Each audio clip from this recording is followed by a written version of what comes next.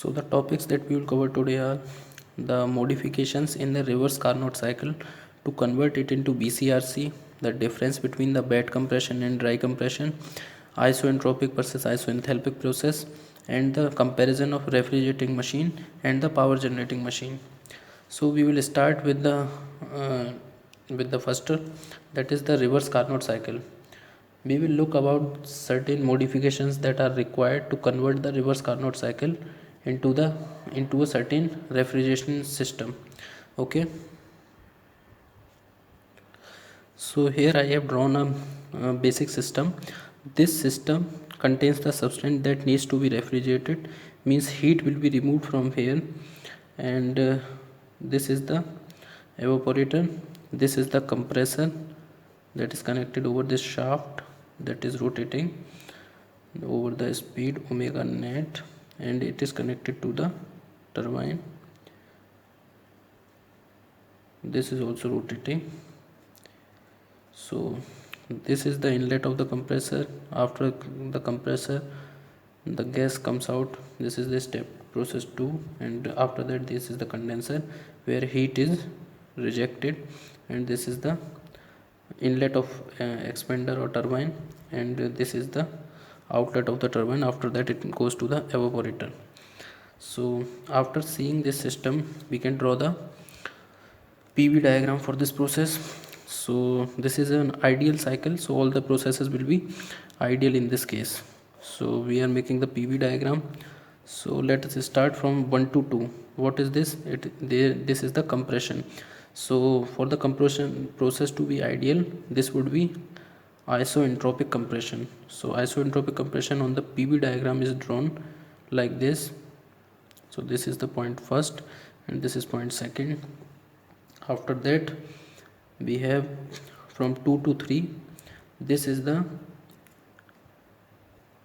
isothermal heat rejection. So for that we draw the curve. This is the isothermal heat rejection or isothermal condensation. After that we have the process from 3 to 4. This is the expansion process, and for ideal expansion process this is known as isentropic expansion process. Okay, so we draw it here. This is the isentropic expansion process, and after that we come to the evaporator. This is the isothermal heat addition process. So this is the isothermal heat addition. So now this process is completed.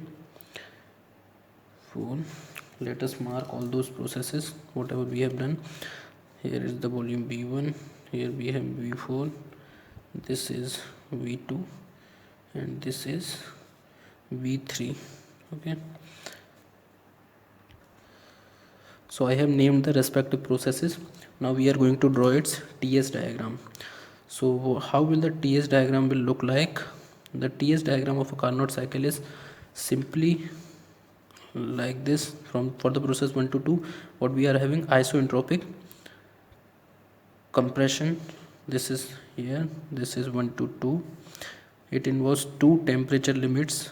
These temperatures are T1 and T2, and from 2 to 3 we have the isothermal compression or isothermal heat rejection through the condenser, and from here we have 3 to 4 this isoentropic expansion, and from 4 to 1 we have the isothermal expansion or isothermal heat addition. Now we see that from 1 to 2, the substance, whatever substance we use in this cycle, that is being compressed. From 2 to 3 it rejects heat to the through the condenser, and from 3 to 4 it is expanding. Okay, now the refrigerating part or the purpose for which we are looking for, that is being fulfilled in the process 4 to 1, that is here in the evaporator section. In the evaporator section, the heat is being taken from the substance or from the system to be cooled. Okay,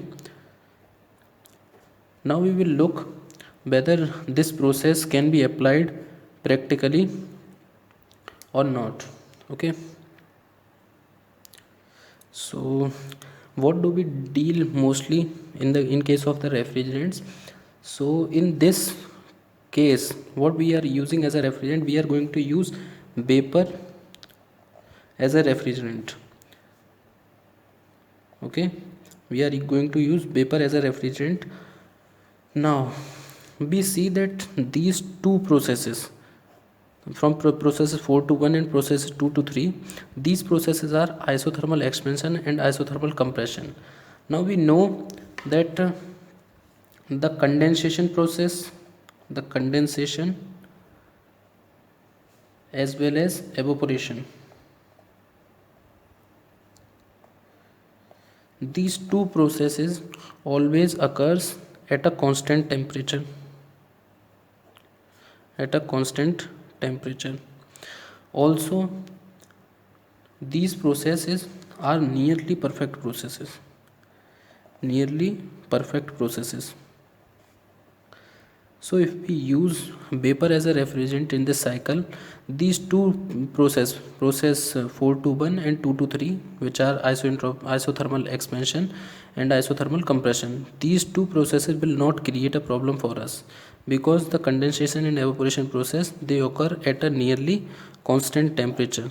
So what are the two processes that we are now left with? Those are the isoentropic compression and isoentropic expansion. These two processes need to be modified so that this Carnot cycle can be applied to be applied, so that it is being used as a BCRC or vapor compression refrigeration cycle. A question here needs to be discussed, that we use vapor as a refrigerant here, why we didn't go for air as a refrigerant? We have studied the air refrigeration cycles prior to this.